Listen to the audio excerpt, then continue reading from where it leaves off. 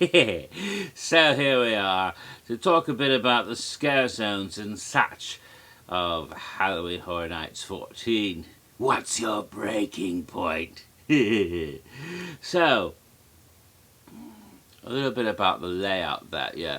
As can be clearly seen, or maybe not too clearly seen, in the event brochure for the we can show you that part of the event was held at parts of Islands Adventure and parts of Universal Studios Florida. Of course, this is a reverse image. So, basically, though, and did I have it upside down? No, I had it right. This is, yes, I think I might have had it upside down there. Or do I have it? Yeah, I had it upside down the first time. I'm sorry. I think. I'm not sure. I'm going to go back and look. But as you can see, here it is. And that's even worse. It's backwards as it is. But okay, so essentially, you would enter then through Islands of Adventure. They wouldn't let you enter Universal Studios. And there were certain large sections of both parks cut off. So when you went into the entrance, you would go up to the port of entry area, and then you could go into up to Marvel Superhero Island, into part of Toon Lagoon, but only as far as right about where they have the theater where they have the Bill and Ted show for the past 3 years, the Toon Lagoon auditorium where they do that Betty Boop thing. And you couldn't go any further. You couldn't even go up to where the Ripsaw Dudley Do-Right ride is. That was already cut off, so you were cut off at that point. Okay. Now, go the other way. You can go up into Seuss Landing, and I believe, let me double check on that. Let's see. Yes, up to the Greek mythology section of the Lost Continent, or the Mythos Restaurant and Poseidon's Fury. But that was as far as you could go. You couldn't go much further. You couldn't get up to Dueling Dragons. That was closed. So you'd have to, that was as far as you could go there.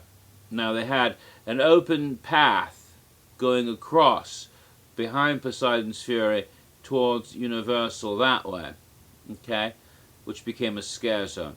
And they had another path, the same path they took you on in the queue area to go to the haunted houses and the sound stages the previous years, which was over a sort of bridge onto a long path, and you finally got to the sound stages to go into haunted houses back in 2002, 2003. This time, that path also became a scare zone. That went from back behind Cat in the Hat. Okay, so you had those two paths that took you toward the Universal Studios area. And once you got in the Universal Studios area on the other side of that, actually I'm wrong about the first one.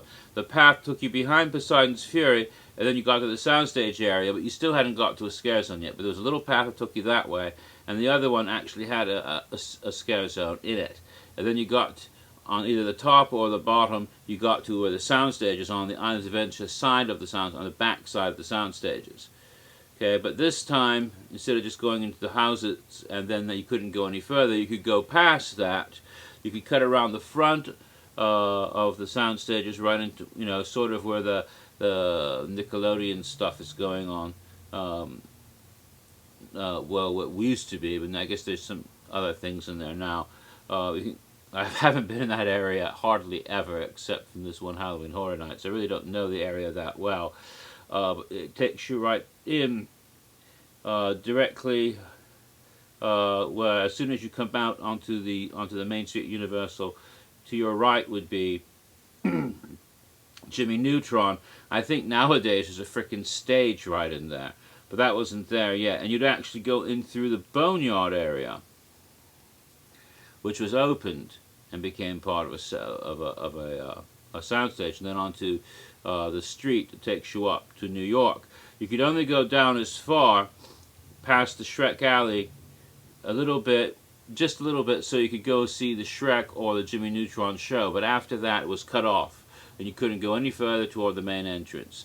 The other way, go all the way up to New York Street, up around, and where the Mummy Ride was. You go up to all that area, and you could go up behind, where they have those queues that take you up around behind to go to the haunted houses. That was made into a scare zone area, all the way up to the top around behind the scare, around the haunted, the sound stages. That part also.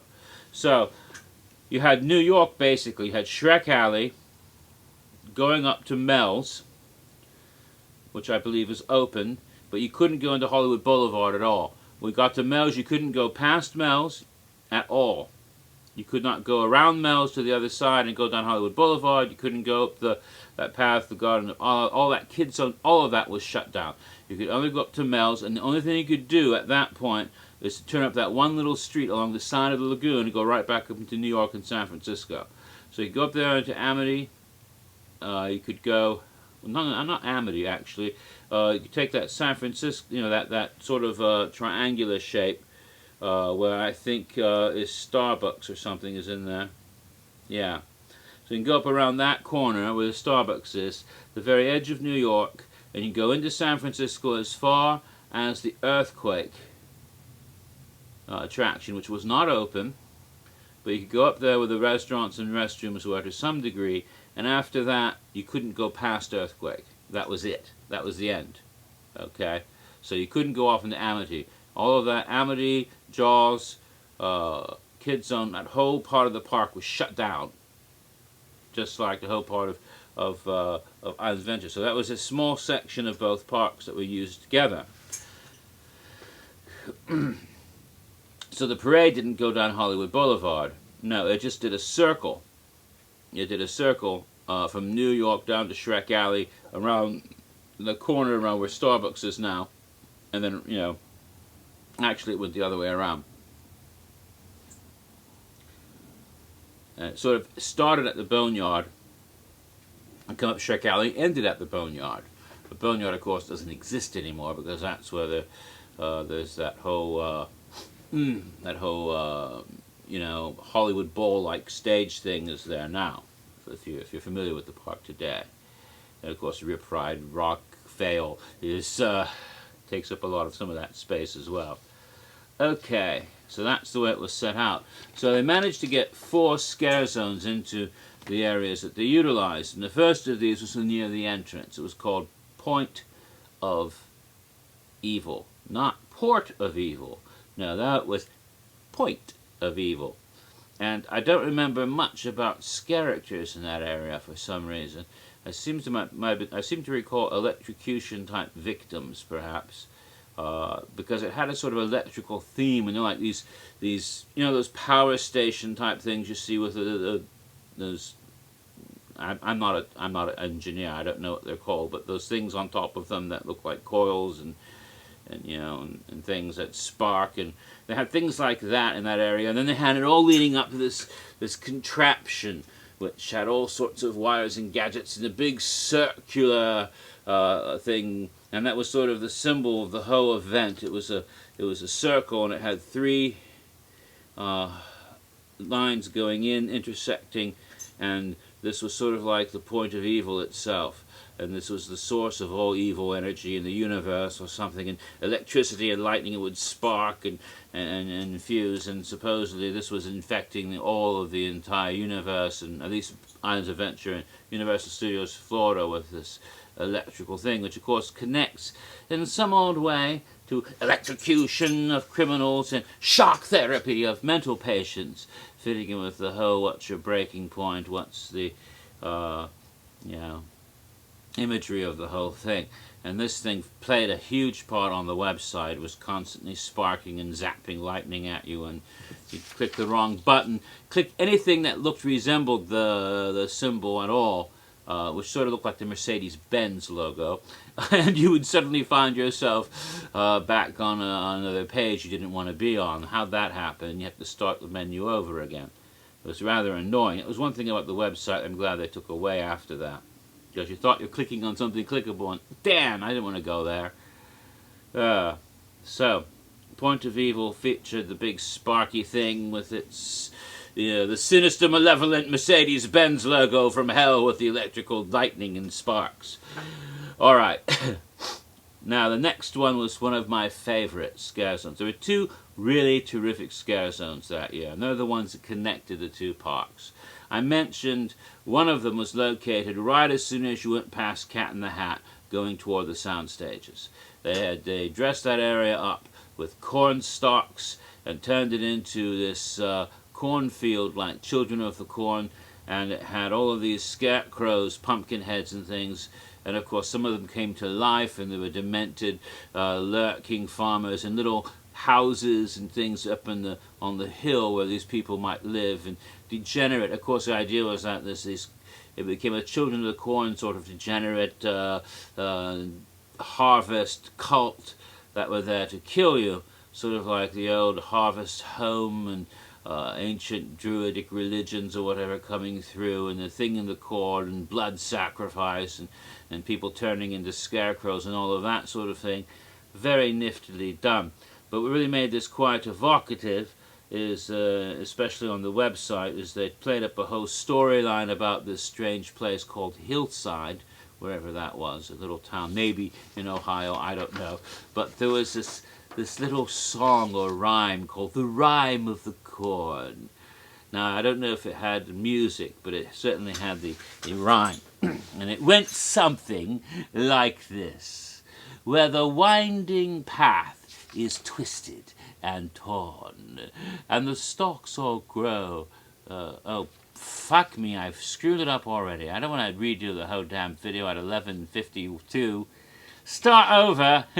Start over. Okay.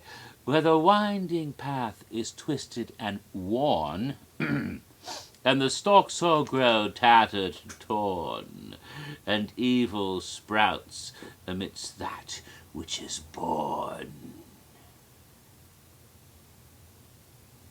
So little children beware, and do not go where the ugly, hungry horror cobs grow, creeping behind you because they all know the way out is far and so very slow.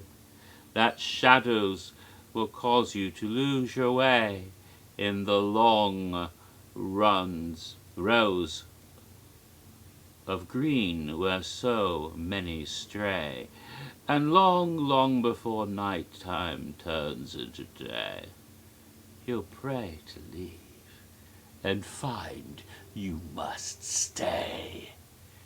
Don't walk the path that is twisted and worn, where the stalks all grow tattered and torn, for all who enter stay lost and forlorn, singing forever the rhyme of the corn. There, I got it.